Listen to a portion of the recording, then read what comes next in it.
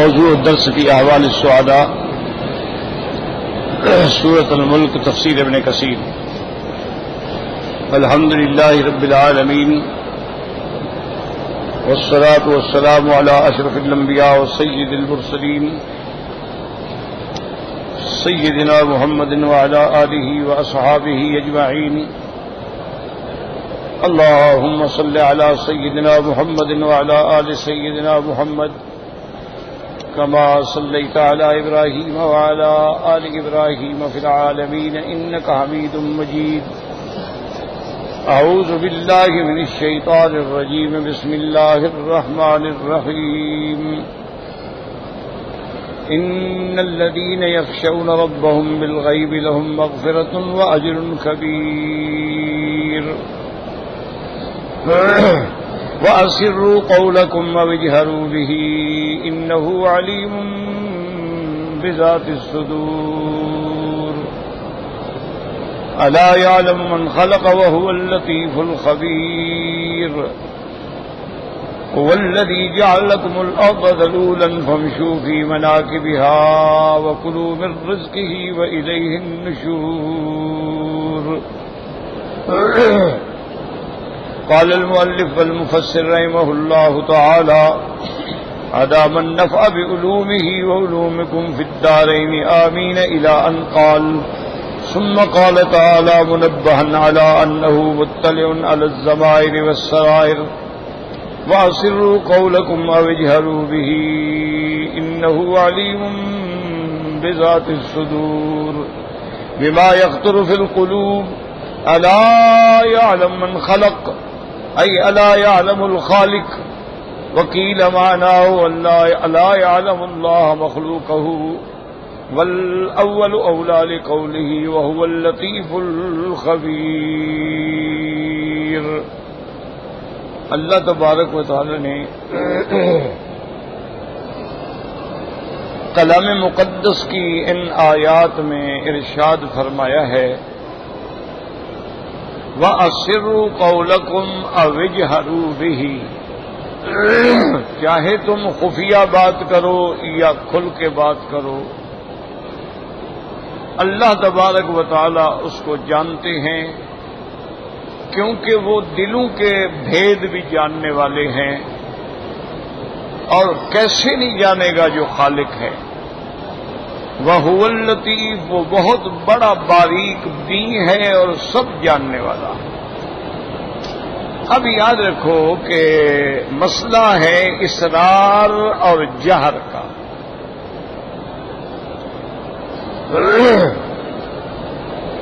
بعض مفسرین اور علماء فرماتے ہیں کہ ان آیات میں کفار مشرکین کا رد ہے کہ مشرکین آپس میں بیٹھے ہوئے بحث کر رہے تھے کہ بھی جو ہم بات کرتے ہیں وہ اللہ سنتا ہے یا نہیں سنتا.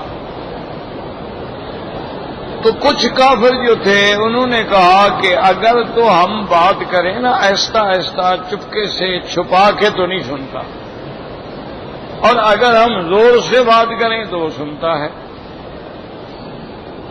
تو اللہ نے رد فرمایا کہ جاہلو، خدا کی ذات تو وہ ہے جو چپکے سے کہو یا جہر سے کہو وہ سنتا.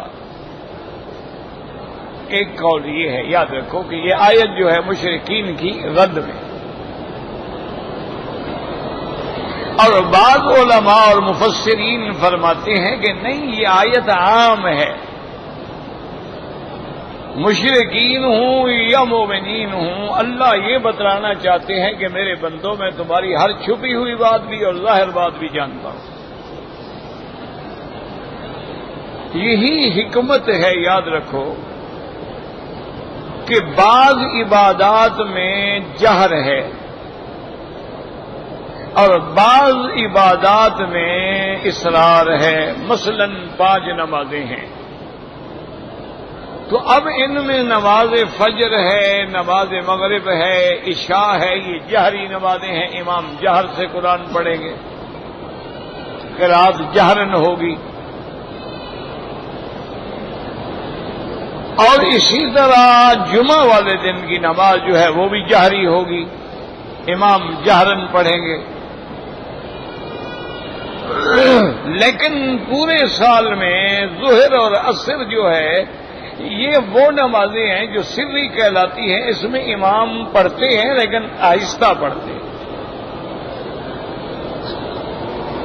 تو اس کی وجہ کیا تھی کہ کچھ عبادات نمازیں سری ہیں اور کچھ جہری ہیں، حالانکہ وہ بھی نماز ہے وہ بھی نماز ہے۔ اس لیے علماء نے فرمایا کہ اللہ اپنے بندوں کو یہ بتلانا چاہتے تھے کہ چاہے تم نے نماز سرن پڑھی ہے میں سن رہا ہوں، اور چاہے تم نے نماز جہرن پڑھی ہے میرے لیے برابر ہے، میں سب سنتا ہوں۔ تو اس لیے بعض عبادات جو ہیں وہ سری ہیں، جیسے تہجد کے لیے حکم ہے کہ افضل یہ ہے کہ آدمی رات کی تاریکی میں اور رات کے آخری حصے میں اور تنہائی میں اور جہاں کوئی دیکھنے والا نہ ہو پڑھے، کیونکہ اللہ تو دیکھنے والے ہیں۔ لیکن فرض نمازوں کے اندر حکم ہے کہ تم جماعت کے ساتھ نماز پڑھو، سب دیکھیں۔ اسی طرح جو زکوٰۃ ہے، جو زکوٰۃ فرض ہے اس کو ظاہر دینا چاہیے تاکہ دوسرے لوگوں کو بھی زکوٰۃ دینے کا شوق پیدا ہو، اور جو صدقہ ہے خیرات ہے وہ چپکے سے دینی چاہیے، کسی اور کو پتہ نہ لگے، اور کسی کی عزت نفس جو ہے وہ مجروح نہ ہو۔ اسی طرح اب نیت کا معاملہ ہے کہ جتنی ہم نماز پڑھیں، طواف کریں، جو بھی کریں، تو اصل نیت کا مقام دل میں ہے، زبان سے کہنے کی کوئی ضرورت نہیں ہوتی ہے۔ مثلا ہم نے اب یہاں سے چل پڑے کہ جی چلو بھئی آپ طواف کرتے ہیں، بس یہ نیت ہو گئی، اب حجر اسود کے بعد جا کے بسم اللہ اللہ اکبر کہہ دیں گے، نیت ہو گئی۔ یہی نیت ہے کہ ہم ادھر جا جو رہے ہیں، اگر نیت نہ ہوتی، قصد نہ ہوتا، ہم ادھر کیوں جاتے؟ اسی لیے اب ہم نے عشاء کی نماز پڑھنی ہے، کھڑے ہو گئے اللہ اکبر، نیت ہے تو بیٹھے ہوئے ہیں، پھر کہنے کی ضرورت نہیں ہوتی کہ 4 رکعت نماز فرض عشاء پیچھے امام کے۔ یہ تو صرف استحضار ہے کہ جو لوگ غافل ہوتے ہیں ان کو احساس ہو جائے کہ ہم کیا نماز پڑھیں، ورنہ یہ نیت یہ نہیں ہے۔ نیت جو ہے مقام النیت فی القلب، مقام نیت کا دل میں ہے، اور اللہ دلوں کو جانتے ہیں، تو لہذا اب دیکھیں یہ عبادت بھی خفیہ ہے تو اس کو آہستہ کرنا چاہیے۔ اچھا اسی طرح دعا ہے، اس کا بھی فلسفہ یہ ہے کہ جب تم دعا مانگو تو آہستہ مانگو، ادعوا ربکم تضرعا وخفیۃ، عاجزی سے اور بالکل خفیہ طریقے سے دعا مانگو، دعا میں چیخ چیخ کے دعائیں نہ مانگو، جیسے آج کل ہمارے ہاں طواف میں ہوتا ہے۔ یہ خالص بدعت ہے کہ ایک آدمی آگے دعا پڑھے اور پیچھے 100 آدمی چیخ رہا ہے، باقی سب لوگوں کے طواف بھی ڈسٹرب ہو رہے ہیں، یہ تو جائز ہی نہیں ہے، یہ تو منع ہے۔ طواف میں آدمی بالکل آہستہ سے سبحان اللہ والحمد للہ لا الہ الا اللہ اللہ اکبر وللہ الحمد لا حول ولا قوت الا باللہ العلی العظیم، یا درود شریف یا کلمہ شریف یا جو تمہیں آتا ہے وہ دل لگا کے پڑھیں۔ اگر ہم کتابوں میں کھو گئے، بعض لوگ تو بیچارے پڑھتے ہی غلط ہیں، اور بعض پڑھیں گے تو وہ عربی جانتے نہیں ہیں، پھر وہ اردو کا ترجمہ دوہرا رہے ہوتے ہیں، یہ کوئی ضرورت نہیں ہے۔ اگر دیکھیں نا آمنہ کے لال سرکار دو عالم سیدنا محمد مصطفیٰ صلی اللہ علیہ وسلم اگر چاہتے تو طواف میں پورا قرآن ختم فرما لیتے، لیکن حضور نے اپنی امت میں شفقت کی کہ وہ کلمات پڑھو جو ہر بیچارہ جاہل پڑھا لکھا چھوٹا بڑا عورت مرد پر سبحان اللہ کون نہیں جانتا، سبحان اللہ الحمدللہ الحمدللہ کون نہیں جانتا، اللہ اکبر کون نہیں جانتا۔ تو حضور پاک نے وہ عمل فرمایا کہ جو ساری امت کا ہر بندہ ادا کر سکے۔ اور اسی طرح ساتھ یہ مسئلہ بھی سمجھ لیں، اکثر میرے بھائی جو ہے نا وہ غلطی فرماتے ہیں کہ حجر اسود پہ جب آتے ہیں تو کہتے ہیں بسم اللہ اللہ اکبر وللہ الحمد، یاد رکھو بسم اللہ کہنا تو پہلے چکر میں ہے، دوسرے چکر میں پھر بسم اللہ کا کیا معنی ہے؟ دوسرے چکر میں صرف اللہ اکبر وللہ الحمد، جب ہم شروع کریں گے تو بسم اللہ اللہ اکبر وللہ الحمد، بعد میں صرف اللہ اکبر وللہ الحمد، اس میں بسم اللہ کی ضرورت نہیں ہوتی ہے۔ تو بہرحال کہنے کا مقصد یہ تھا کہ اب یہ عبادات جو ہیں یہ سری عبادات ہیں، نیت ہے تو سرن ہے، ذکر ہے تو سرن ہے، دعا ہے تو سرن ہے۔ اچھا کہیں کہیں اللہ نے خود جہر کا حکم دیا ہے۔ سرکار دو عالم رحمت دو جہاں صلی اللہ علیہ وسلم جب مدینہ منورہ سے حج کے لیے تشریف لا رہے تھے تو آپ جب پہنچے ذی الحلیفہ میں، اس کے بعد آپ نے نیت کی احرام عمرے کی اور حج کی، اور اس کے بعد آپ اونٹنی پہ سوار ہوئے، پھر آپ آگے آئے بیدا پہ، بیدا کے بعد وادی عقیق میں، تو حضور نے حکم دیا صحابہ کو کہ جاءنی جبریل آنفاً، ابھی ابھی جبریل آئے تھے اور انہوں نے مجھے کہا ہے کہ اللہ کا حکم ہے اپنی امت کو کہیں کہ لبیک زور زور سے پڑھے کہ لبیک اللہم لبیک لبیک لا شریک لک لبیک۔ تو یہاں اس میں جہر کا حکم دیا گیا، اور ساتھ حضور نے یہ بھی فرمایا کہ جب میری امت کا بندہ لبیک پڑھتا ہے تو اس کے سامنے جتنے پہاڑ ہیں، ٹیلے ہیں، ریت کے درے، سب لبیک پڑھتے ہیں۔ تو ہر چیز جو ہے وہ لبیک پڑتی ہے، اور ہر چیز جو ہے وہ اللہ کی تسبیح کہتی ہے۔ وَإِن مِّن شَيْءٍ إِلَّا يُسَبِّحُ بِحَمْدِهِ وَلَٰكِن لَّا تَفْقَهُونَ تَسْبِيحَهُمْ۔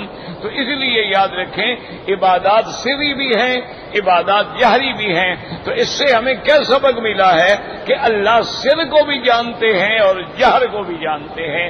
ہم ظاہر میں بات کریں تو جانتے ہیں، اور ہم آہستہ بات کریں تو وہ جانتے ہیں۔ اچھا اسی لیے یہ مسئلہ جو ہے نا آمین کا، بہت سارے لوگ جو ہیں جیسے امام احمد ابن حنبل ہیں رحمت اللہ علیہ، امام شافعی رحمت اللہ علیہ ہیں، وہ فرماتے ہیں کہ آمین جو ہے وہ زور سے کہی جائے۔ ان کے نزدیک نماز میں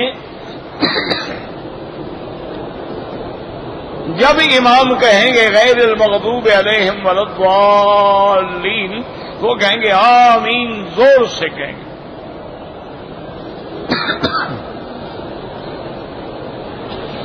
اور امام ابو حنیفہ رحمت اللہ علیہ اور ثوری رحمت اللہ علیہ وہ فرماتے ہیں کہ نہیں، آمین جو ہے وہ آہستہ کہی جائے۔ اس کی وجہ کیا ہے؟ اس کی وجہ یہی ہے کہ امام صاحب فرماتے ہیں بھی آمین دعا ہے۔ اچھا وہ امام فرماتے ہیں کہ ایک حدیث میں ہے کہ مد بہا صوتہ، حضور پاک نے اپنی آواز بلند فرمائی آمین۔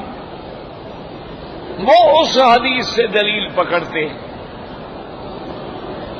امام صاحب فرماتے ہیں کہ حضور کبھی کبھی زور سے فرماتے تھے تاکہ لوگ سیکھ لیں، لوگوں کو تعلیم ہو جائے، اس لیے کبھی کبھی حضور ظہر کی نماز میں بھی آیات زور سے پڑھ دیتے تھے، حالانکہ ظہر کی نماز تو سری نماز ہے، لیکن کبھی کبھی سرکار دو جہاں ظہر کی نماز میں، عصر کی نماز میں زور سے قرات کر دیتے تاکہ صحابہ سن لیں، ان کو پتہ چل جائے کہ حضور ظہر میں یہ سورت پڑھ رہے ہیں، عصر میں آپ یہ سورت پڑھ رہے ہیں، تاکہ تعلیم ہو جائے، ان کو سبق آ جائے، پتہ لگ جائے۔ تو امام صاحب فرماتے ہیں کہ اصل فلسفہ جو ہے دعا، آمین دعا ہے۔ آمین کا معنی کیا ہے؟ اللہم استجب، کہ یا اللہ ہماری یہ دعا قبول فرما، کیونکہ اس سے پہلے افضل دعا سورت فاتحہ ہے، سب سے بڑی جامع دعا جو ہے وہ تو سورت فاتحہ ہے۔ اس کے بعد ہم آمین کہہ رہے ہیں تو ہم بھی دعا پہ آمین کہہ رہے ہیں کہ اللہم استجب، کہ اللہ ہماری دعا منظور فرما۔ اور فرماتے ہیں کہ دعا کا تو فلسفہ یہ ہے کہ ادعوا ربکم تضرعا وخفیا، کہ دعا آہستہ مانگی جائے۔ اسی طرح حضرت زکریا نے دعا مانگی، اذ نادى ربہ نداء خفیا، آہستہ سے دعا مانگی۔ تو فرماتے ہیں کہ دعا کا تو فلسفہ ہی آہستہ ہے، لہذا ان کے نزدیک جو ہے آمین آہستہ کہنا افضل ہے۔ لیکن ایک بات یاد رکھا کرو، یہ جو ائمہ میں اختلاف ہوتا ہے نا، یہ اعلیٰ اولیٰ کا اختلاف ہوتا ہے۔ یہ نہیں ہوتا کہ جس نے آمین زور سے کہی نماز خراب ہو گئی، یا آہستہ کہی تو نماز نہیں ہوگی، نہیں۔ ان کے نزدیک افضل یہ ہے کہ زور سے کہی جائے، امام صاحب کے نزدیک افضل یہ ہے کہ آہستہ کہی جائے۔ یہ مجتہدین کا اجتہاد ہے، اور اللہ تبارک و تعالی ان کو کروڑوں کروڑوں رحمتیں نصیب فرمائے۔ لیکن ایک بات یاد رکھیں کہ امام صاحب کی ایک عادت ہے، کیونکہ فقہ کے سب سے پہلے اصول مدون کرنے والی جو ذات ہے وہ ابو حنیفہ ہے۔ اور ابو حنیفہ اس لیے آپ کی کنیت نہیں ہے کہ آپ کی اولاد میں کسی کا نام حنیفہ تھا، بلکہ آپ کی نسبت ہے کہ دین حنیف ہے۔ ما کان ابراہیم یہودیا ولا نصرانیا ولکن کان حنیفا مسلما، تو اس دین حنیف کی خدمت کرنے والے چونکہ آپ ہیں، اس لیے کنیت ابو حنیفہ ہو گئے، ورنہ حنیفہ آپ کی اولاد نہیں ہے۔ ورنہ کنیت تو اولاد سے ہوتی ہے نا، ابی بکر کنیت کبھی اچھا کنیت کبھی نسبی ہوتی ہے اور کنیت کبھی وصفی ہوتی ہے۔ یہ وصفی کنیت ہے، جیسے ابی ہریرہ۔ اب ابی ہریرہ کو آپ کے بیٹے کا نام تو نہیں تھا نا ہریرہ، ہریرہ بچے بلی کو کہتے ہیں، ہر تو بلی کو کہتے ہیں، تو یہ وصفی یعنی کنیت ہے۔ تو امام صاحب کی اس دین حنیف کی خدمت کی وجہ سے وصفی نسبت ہے ابو حنیفہ۔ اچھا، آپ نے سب سے پہلے اصول مدون کی اور فقہ کے قواعد مرتب فرمائے، اللہ تبارک و تعالیٰ کروڑوں رحمتیں فرمائے۔ تو ان کے قواعد کا اصول یہ تھا کہ سب سے پہلے کتاب اللہ، کہ دنیا کا کوئی مسئلہ ہو قرآن دیکھو، کیونکہ یہی حضور کا حکم ہے۔ جب سیدنا معاذ بن جبل رضی اللہ عنہ کو حضور پاک نے یمن کی طرف بھیجا،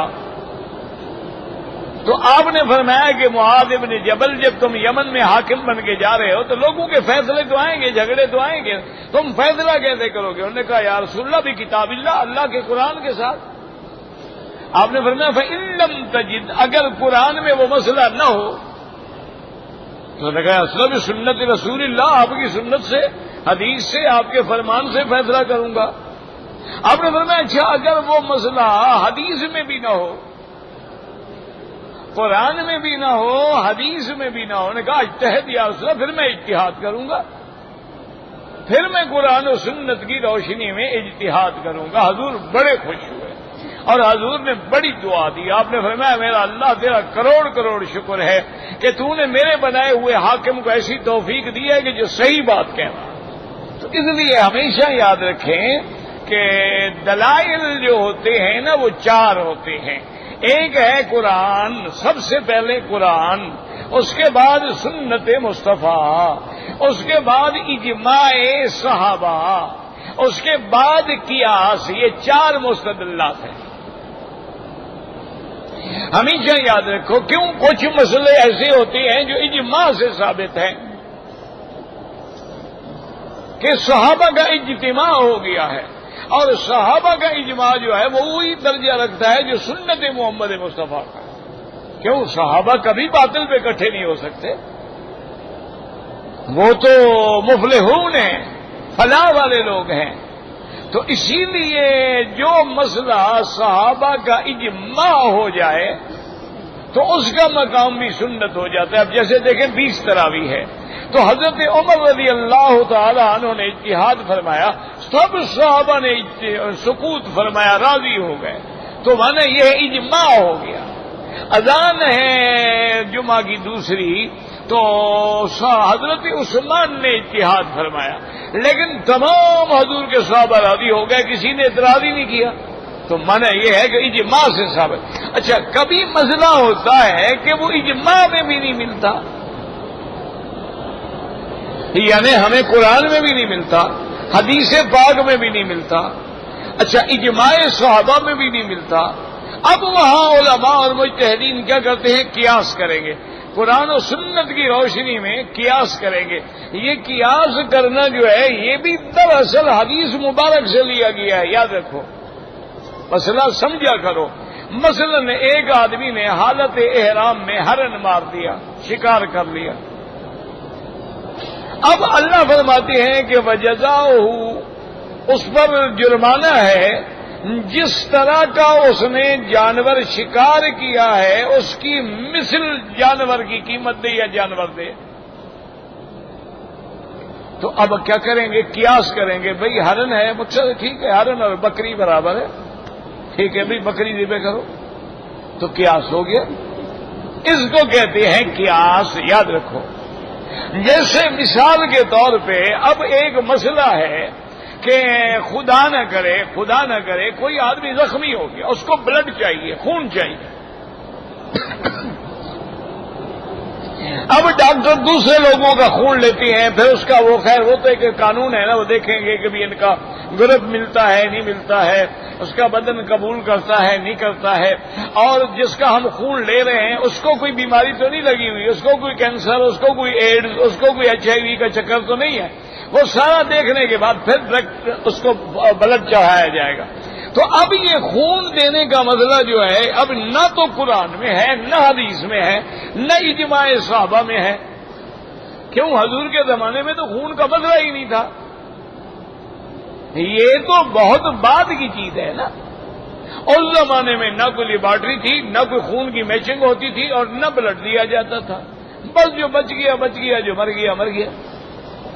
تو اب جناب جب یہ مسئلہ پیدا ہوا کہ میڈیکل نے ترقی کی اور جان بچانے کے لیے خون دینا پڑا، تو اب جو علماء امت ہیں جن کو اللہ نے علم سے نوازا ہے وہ اکٹھے ہوئے کہ بھی اس کے مسئلے میں ہم کیا کریں. انہوں نے کہا جی بالکل جائز ہے.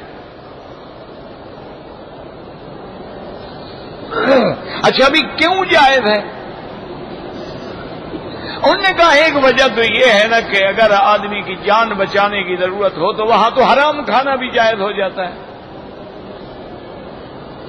ایک دوسری انہوں نے کہا کہ یہ قیاس ہے کہ جب ایک بچہ ماں کا دودھ نہیں ہے یا ماں بیمار ہے، بچے کو دودھ نہیں پلا سکتی، تو کیا اس بچے کو دوسری عورت کا دودھ پلانا جائز ہے؟ بالکل جائز ہے، کوئی جھگڑا ہی نہیں.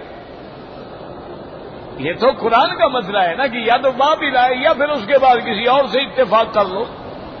جیسے سرکار دو جہاں کو بی بی حلیمہ نے دودھ پلایا. تو معنی یہ ہے کہ بھی دوسری عورت کا دودھ پلانا بچے کو بال اتفاق جانے قرآن کا مسئلہ ہے، اس میں تو کوئی جھگڑا نہیں نا.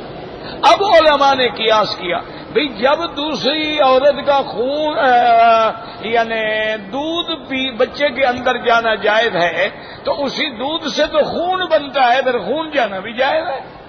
سیدھی سی بات ہے کہ اگر دودھ اندر جا سکتا ہے تو پھر خون بھی اندر جا سکتا ہے. تو اب یہ قیاس ہو گیا. اس کو کہتے ہیں قیاس کہ اس مسئلے کو سامنے رکھ کے علماء نے قیاس کر دیا. حضور کے زمانے میں شراب پینے والوں کو 40 بیت مارے جاتے تھے، لیکن جو زمانہ دور ہوتا گیا شراب لوگوں میں زیادہ ہوتی گئی. حضرت عمر نے سب صحابہ کو جمع فرما دیا. انہوں نے کہا کہ بھائی یہ تو 40 کوڑے سے کنٹرول نہیں ہو رہے لوگ، تو اب ہمیں چاہیے کہ اس کی حد میں اضافہ کریں. اب صحابہ نے کہا جی کیسے کریں؟ تو سب سے رائے لی گئی. کسی نے کہا 50 کر دو، کسی نے کہا 60 کر دو. حضرت علی سے جب آپ نے پوچھا تو حضرت علی رضی اللہ تعالی نے فرمایا کہ نہیں، اس کو 80 کوڑا مارو.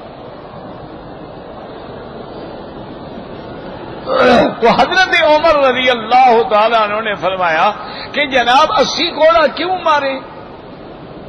انہوں نے کہا بات سنو، جو آدمی کسی کو ناحق تہمت لگا دے، کہہ دے یہ زانی ہے، یہ شرابی ہے، یہ ایسا ہے، تو ناحق تہمت پر قرآن میں کتنی سزا ہے؟ انہوں نے کہا جی 80 کوڑے. تو انہوں نے فرمایا کہ من شربا سکرا ومن سکرا ہدا، جو شراب پیے گا نشہ ہوگا، جب نشہ ہوگا تو بکواس کرے گا، کسی کو ماں کی گالی دے گا، کسی کو بہن کی گالی دے گا، اور بیوی کو بہن بنا دے گا، بہن کو بیوی بنا دے گا. تو وہی سزا دو نا جو قذف والی سزا ہے. جیسے وہ تہمت لگا رہے یہ بھی تو اب بکواس کر رہا ہے نا، تو لہذا اس تو سب صحابہ نے مان لیا. تو یہ قیاس ہوتا ہے، یاد رکھو. تو 4 یعنی دلائل ہوتے ہیں. سب سے پہلے کتاب اللہ، اس کے بعد سنت رسول اللہ، اس کے بعد اجماع، اس کے بعد قیاس. اللہ تمام علماء پہ، مجتہدین پہ، محدثین پہ، فقہا پہ کروڑ رحمتیں فرمائے. اب یہ یاد رکھیں کہ امام ابو حنیفہ کی عادت ہے، وہ کوشش کرتے ہیں کہ مسئلہ جو ہے قرآن میں ملے.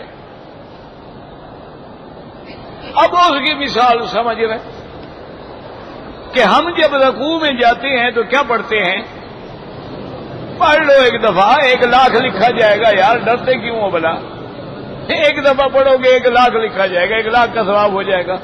سبحان ربی العظیم. اچھا، بعض لوگ پڑھتے ہیں سبحانک یا عظیم، بعض لوگ پڑھتے ہیں سبوح قدوس ربنا رب الملائکۃ والروح، بعض پڑھتے ہیں سبحان ربی العظیم وبحمدہ. سب ٹھیک ہے، اس میں تو کوئی شک نہیں.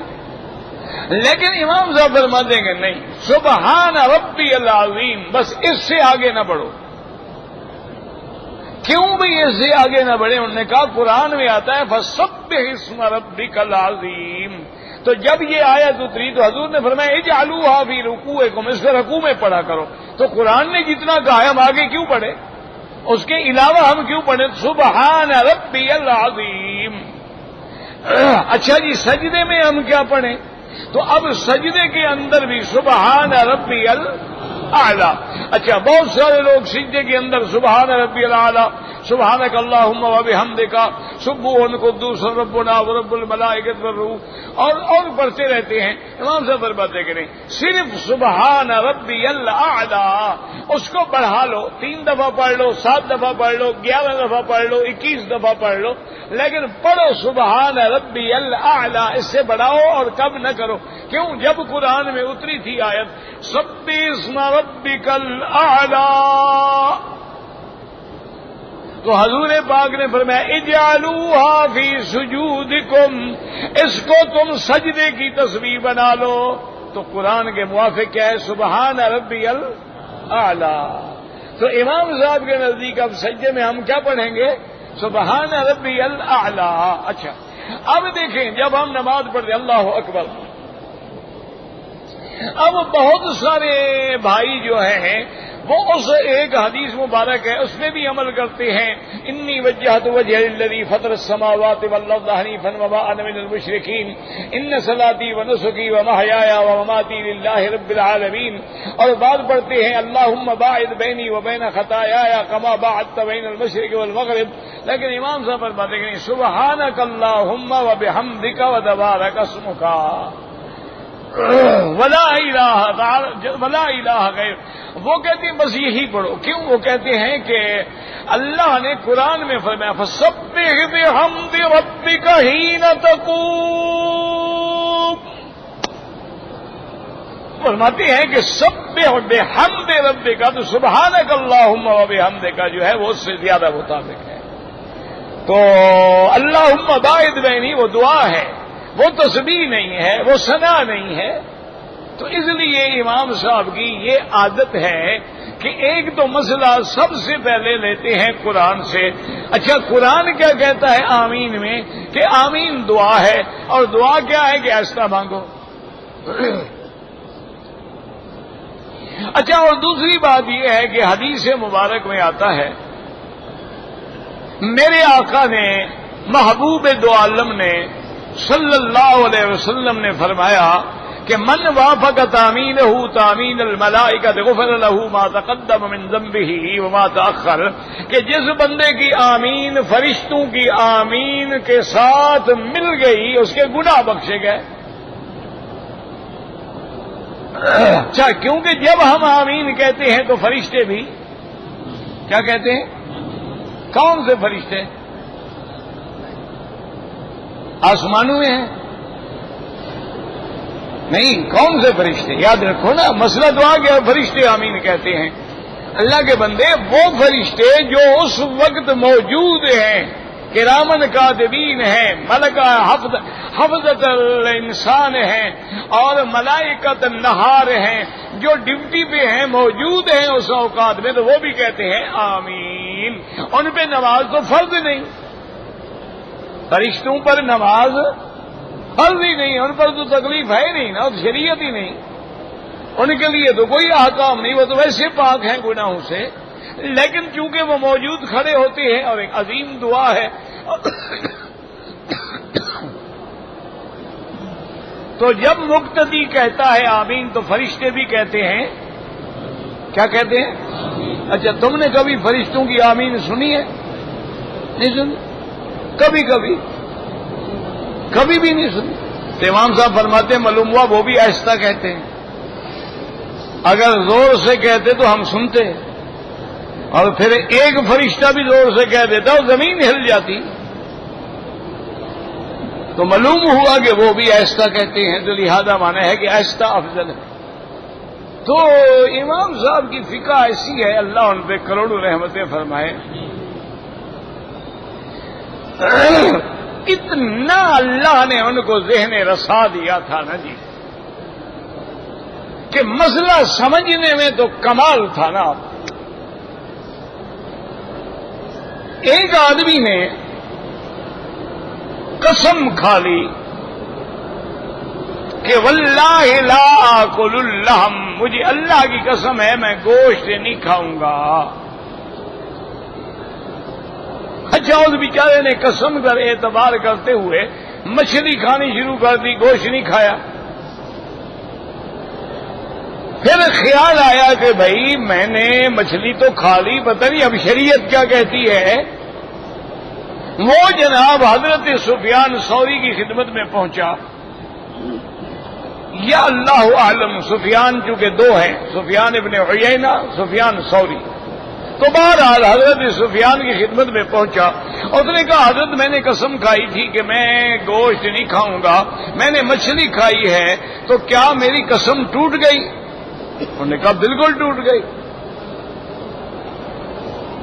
کفارہ ادا کرو، تمہاری قسم تو ٹوٹ گئی ہے۔ انہوں نے کہا ٹھیک ہے، وہ بیچارہ چپ کر کے آ گیا۔ اچھا، بعض لوگ جو ہے نا وہ ویسے جان بچانا چاہتے ہیں، بعض لوگ علم حاصل کرنا چاہتے ہیں، یعنی سارے ضدی نہیں ہوتے۔ وہ امام ابو حنیفہ کے پاس آ گیا، انہوں نے کہا جی میں نے قسم کھائی تھی کہ گوشت نہیں کھاؤں گا، میں نے مچھلی کھا لی، تو میری قسم ٹوٹ گئی۔ انہوں نے کہا بالکل نہیں ٹوٹی۔ انہوں نے کہا حضرت میں حضرت سفیان کے پاس گیا تھا، اتنا بڑا محدث ہے، اتنا بڑا امام ہے، انہوں نے کہا قسم ٹوٹ گئی۔ انہوں نے کہا بھائی قسم نہیں ٹوٹی۔ وہ پھر آ گیا حضرت سفیان کے پاس، اس نے کہا کہ جناب میں تو چکر میں آ گیا ہوں، آپ فرماتے ہیں قسم ٹوٹ گئی، امام ابو حنیفہ فرماتے ہیں قسم نہیں ٹوٹی، میں غریب کدھر جاؤں؟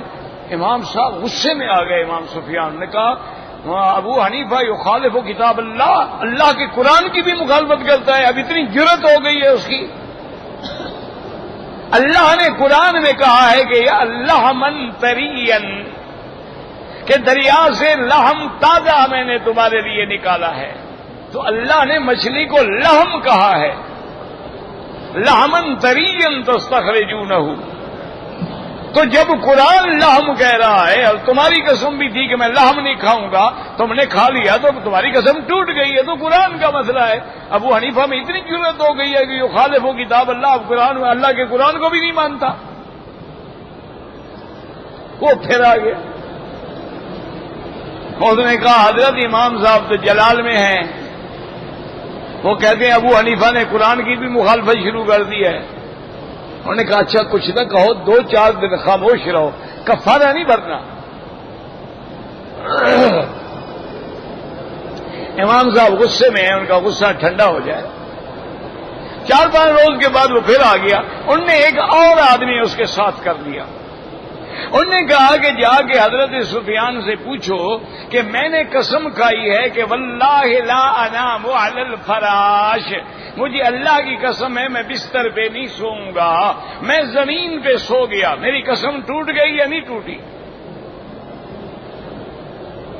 تو لازمی بات ہے وہ کہیں گے بھی نہیں ٹوٹی، تمہاری قسم تھی بستر پہ نہیں سوؤں گا، زمین پر تو قسم نہیں تھی۔ انہوں نے کہا جب امام صاحب کہیں نا کہ قسم نہیں ٹوٹی تو آپ کہنا اچھا ماشاءاللہ، اب آپ قرآن کی بھی مخالفت کرتے ہیں۔ قرآن تو کہتے الذی جعل لکم الارض فراشا، میں نے زمین تمہارے لیے فراش بنایا ہے۔ تو اب ماشاءاللہ آپ قرآن کے بھی مخالف ہو گئے۔ وہ گیا اور امام سفیان کی خدمت میں مسئلہ رکھا، انہوں نے کہا یار تم زمین پہ سو گئے۔ انہوں نے کہا جی قرآن نے تو زمین کو بھی کہا ہے کہ الذی جعل لکم الارض فراشا۔ انہوں نے کہا بس رحم اللہ ابو حنیفہ بھی اللہ رحم کرے، یہ تمہارا عقل نہیں ہے، یہ ابو حنیفہ نے مسئلہ سمجھایا ہے۔ انہوں نے فرمایا کہ امام ابو حنیفہ رحمت اللہ علیہ نے مسئلہ سمجھا دیا، اللہ اس کی رحمت فرمائے کہ قسم کے جو ہے عرف دیکھا جائے گا کہ لوگوں کے اندر رواج میں گوشت اور مچھلی کا فرق کرتے ہیں یا نہیں کرتے ہیں۔ اگر کسی کو کہو گوشت لے آؤ مچھلی لے آؤ، یار میں نے کہا تھا گوشت لے آؤ تو مچھلی لے آؤ، بڑے بیوقوف آدمی ہو۔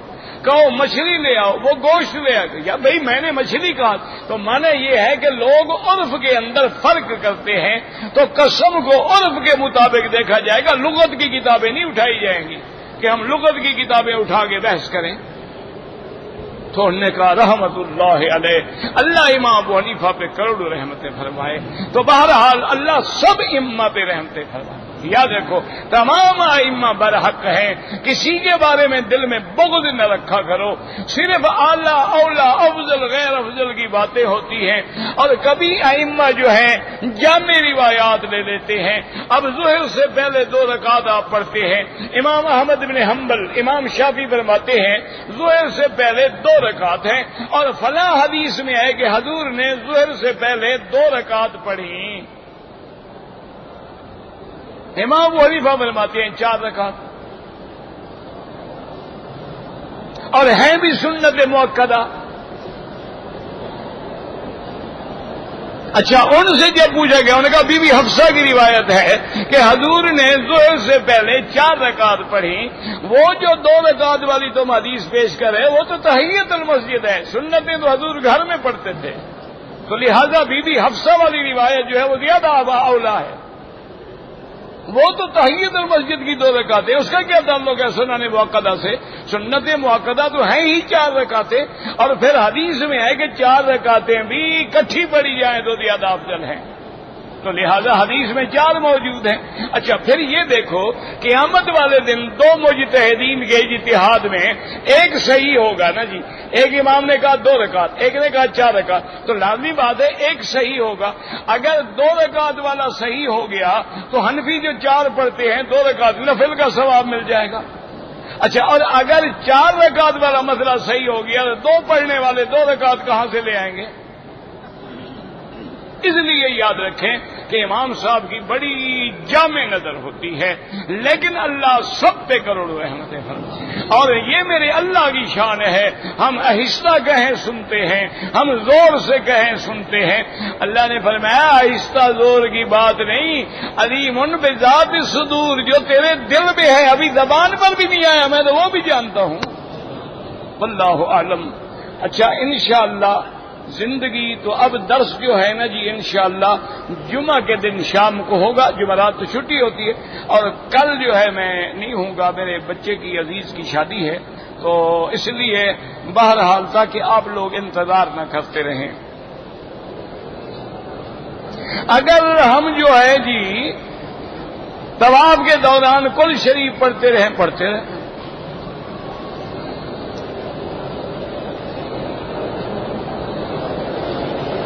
حرم شریف میں جو قرآن ہے اس کو جتنا دن مکے میں رہیں تو پڑھ سکتے ہیں، لیکن اپنے ملک نہیں لے جا سکتے، یہ وقف حرم ہے۔ اگر ایک آدمی سود کھاتا ہے لیکن ہمیں اس نے دعوت دی ہے، اس کے گھر میں کھانا کھا سکتے ہیں؟ کھانا تو کافر کے گھر میں بھی کھا سکتے ہیں، کھانے کا کیا ہے؟ ہمیں کیا سود سے؟ سود کا گناہ اس پر ہے، ہم پر تھوڑا ہے۔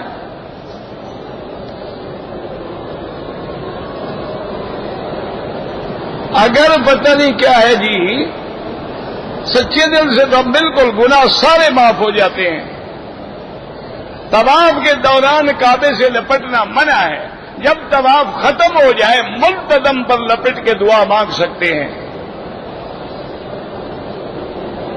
کہتے ہیں جی کہ کالا سوٹ پہننا جو ہے آپ نے کہا کہ وہ منع ہے. عورتیں تو یہاں کالا برقع پہنتی ہیں ماشاءاللہ، تو آپ نہ سمجھیں تو یہ بھی میرا گناہ ہے. اب مشکل یہ ہے نا کہ جو مسئلہ ہو نا وہ مولوی مکی کے گلے میں ڈال دیتے. ایک دن میں آ رہا تھا، دو حاجی لڑ رہے تھے. وہ کہ میں نے مولوی مکی سے سنا ہے، تم غلط کہتے ہو، مولوی مکی نے کہا ہے. وہ غلط کہہ رہا تھا. میں قریب گیا، میں نے کہا حاجی صاحب السلام علیکم، یہ مسئلہ مولوی مکی سے سنا؟ ہاں جی میں نے مولوی مکی سے سنا ہے. میں نے کہا مولوی مکی کو آپ نے دیکھا ہے؟ انہوں نے ہاں جی کئی دفعہ دیکھا ہے. میں نے کہا مکی تو میرا نام ہے. کہتا ہے جی پھر کوئی اور ہوگا. اب میں نے کہا اچھا. دوسرا مصیبت یہ ہو گئی ہے، ہمارے بہت سارے مولویوں نے اپنے نام کے آگے مکی لکھ دیا.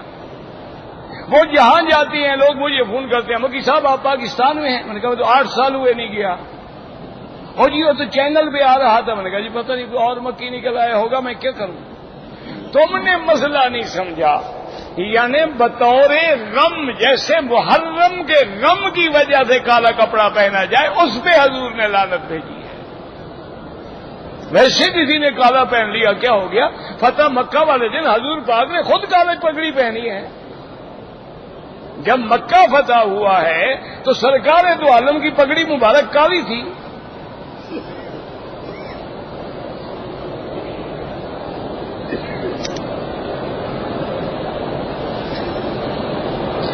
دس دن حیض کے گزر جائیں پھر بھی داغ لگ رہا ہے، بیماری ہے، اب غسل کرے، نماز پڑھے، طواف کرے، سب جائز ہے.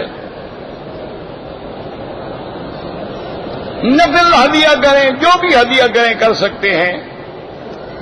کوئی عورت جو ہے اپنی بھانجی اور اس کے شوہر کے ساتھ عمرہ کر سکتی ہے؟ نہیں کر سکتی. اس کا شوہر اس کا کیا لگتا ہے؟ محرم تو اس کا ہونا چاہیے نا.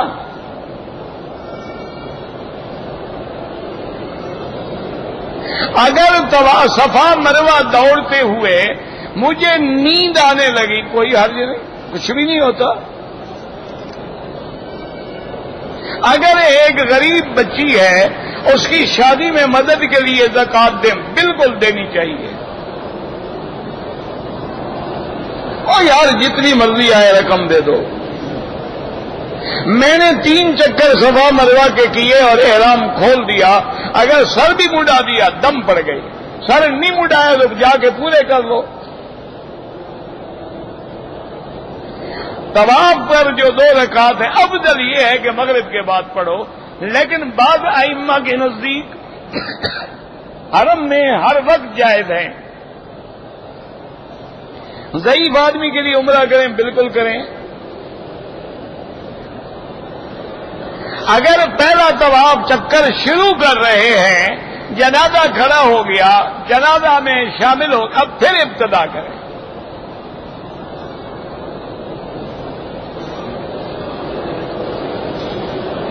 مجھ کو پتہ نہیں کیا کہتا ہے، بیماری ہے، کپڑے پاک نہیں رہتے. کوشش کریں، ہمت کریں، انڈر ویئر رکھیں، الگ کپڑا باندھیں نیچے، اس کو ہر وضو، ہر نماز کے لیے وضو کریں، اس کو دھو لیں. کہتے جی کہ ہمارے شہر اوچ شریف میں لوگ قبروں کا بھی طواف کرتے ہیں، حج کے مہینے میں حج کا غسل بھی کرتے ہیں. یہ بالکل کفر اور بدعات ہے.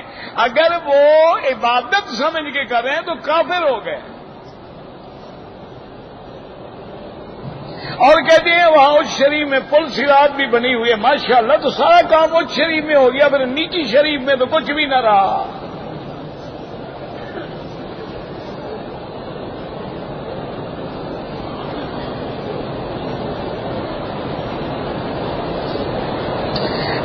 میرے گھر کے قریب مسجد ہے، وہاں عورتیں قرآن پڑھتی ہیں تو میرے گھر میں آواز آتی ہے. کیا میں مسجد دور کر دوں؟ یعنی قرآن کی آواز آپ کو اچھی نہیں لگتی؟ ماشاءاللہ، اچھا آدمی ہے بھائی. قرآن سننا نہیں چاہتا، کہتے مسجد ہٹا دوں تاکہ آواز نہ آئے۔ او یار تم اپنے گھر کو ساؤنڈ پروف کر لو، مسجد کیوں ہٹاتے ہو؟ آواز نہیں آئے گی تمہیں۔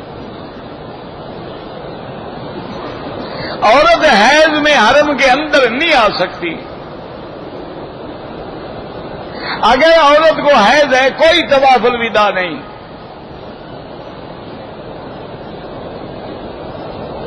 ہم دکان میں چیزیں بیچتے ہیں، کتنا فیصد منافع لیں، لا ضرر ولا ضرار، نہ تمہیں نقصان ہو نہ لینے والے۔ یہ نہیں کہ 100 کا 200 لے لو۔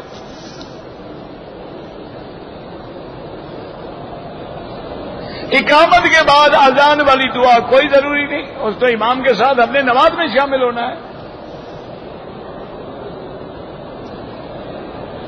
عصر کے بعد قرآن پڑھنا کوئی منع نہیں، نماز کے لیے منع ہے۔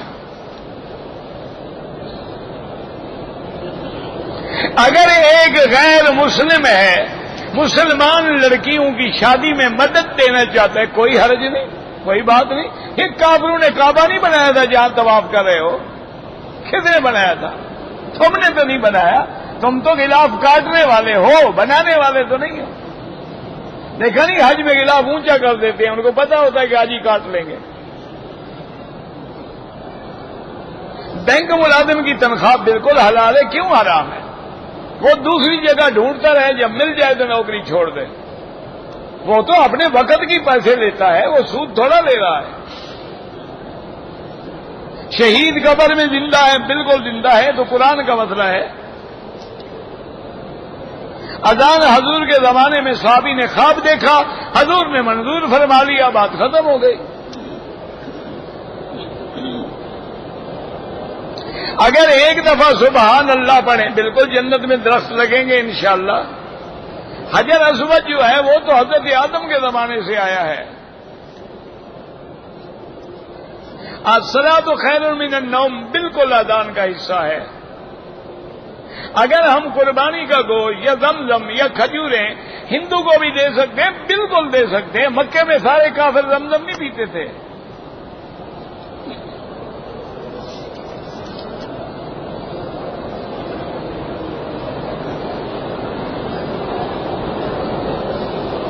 اگر میرا احرام ناپاک ہو گیا، ٹھیک ہے، آپ نے دوسرا احرام بدل لیا یا دھو لیا، ٹھیک ہے، بالکل ٹھیک ہے۔ عید میلاد النبی کیک کاٹے جاتے ہیں گجرات میں، بھائی یہ تو بالکل بدعات ہیں، یہ وہی سالگرہ ہے نا۔ اچھا خدا کی قدرت دیکھو کہ بھی عید میلاد تو پیدا ہونے پہ منائی جاتی ہے، یہ ہر سال منانے کا کیا مطلب ہے؟ یہ تو سالگرہ ہو گئی نا، عید میلاد کہاں رہی؟ اچھا پھر جس بچے کی وفات ہو جائے اس کی بھی کبھی آپ نے میلاد منایا ہے، برتھ ڈے منائی ہے؟ تو سرکاریں تو جہاں کی تو وفات ہو گئی۔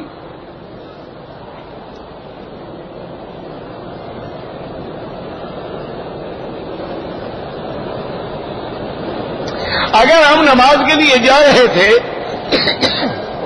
راستے میں صفیں کھڑی ہو گئی، آپ بھی مل گئے، ٹھیک ہے، نماز ہو گئی۔ نماز میں عورت آگے ہو نماز نہیں ہوتی، حائضہ عورت مسجد میں نہیں آ سکتی۔ اللہ پاک ہر بیمار کو شفا دے۔ طواف کا ثواب اپنے عزیزوں کو دے سکتے ہو۔ دوسرے عمرے کے لیے احرام دھونا کوئی ضروری نہیں۔ موبائل سے تصویر لینا جو ہے بالکل حرام ہے۔ ربنا تقبل منا انك انت السميع العليم وتب علينا انك انت التواب الرحيم صلى الله تعالى على خير خلقه سيدنا محمد وعلى اله وصحبه اجمعين اللهم صل على سيدنا محمد وعلى ال سيدنا محمد كما صليت